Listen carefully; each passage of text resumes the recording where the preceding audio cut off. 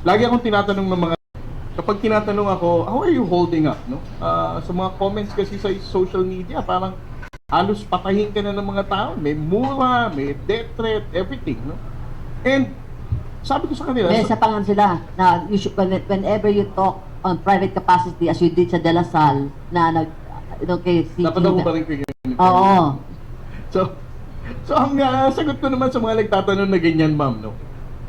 Pag naglakad ako publicly, wala namang Pilipinong lumalapit sa akin, kahit hindi ako nakasuot ng uniforme, na minumura ko eh. Wala namang nananakot sa akin. Ano ba, maglakad ako sa MOA or somewhere else, no? Most of these people, they would approach me, thank me for what I do. And wala pang taong nagmura sa akin. So, it will make you wonder kung totoo talaga yung mga trolls na yun, no? Kapag binasa mo.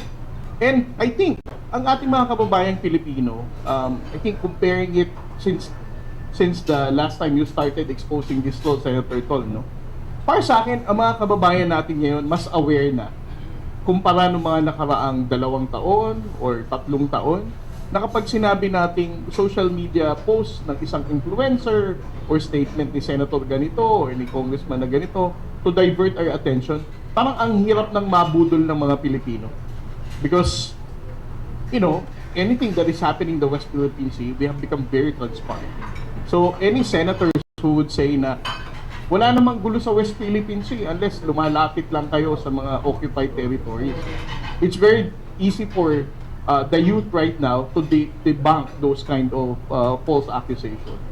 And again, ang mga ganitong, para sa akin, ang pinakamahirap ngayong i-counter, Ma'am Ichu, pagdating sa disinformation, hindi na ngayon mga trolls sa social media. Ang mga politiko na ang pinakamahirap i-counter ngayon.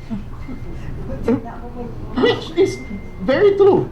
You know, if a particular legislator, whether in the Senate or Congress, would say something against our position in the West Philippine Sea, may mga followers yan eh. May mga botante yan eh. Ngayon, how can you be able to convince Bumultiply yan. his supporters, those voters who really gave him enough vote para makaupo sa Senado? Ano, babahay-bahayin ba natin yan?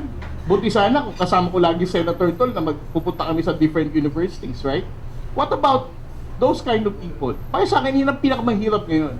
Yan ang pinaka-hardest job that we are facing right now. To counter fake news and disinformation being narrated and amplified by those politicians that we elected in 2025.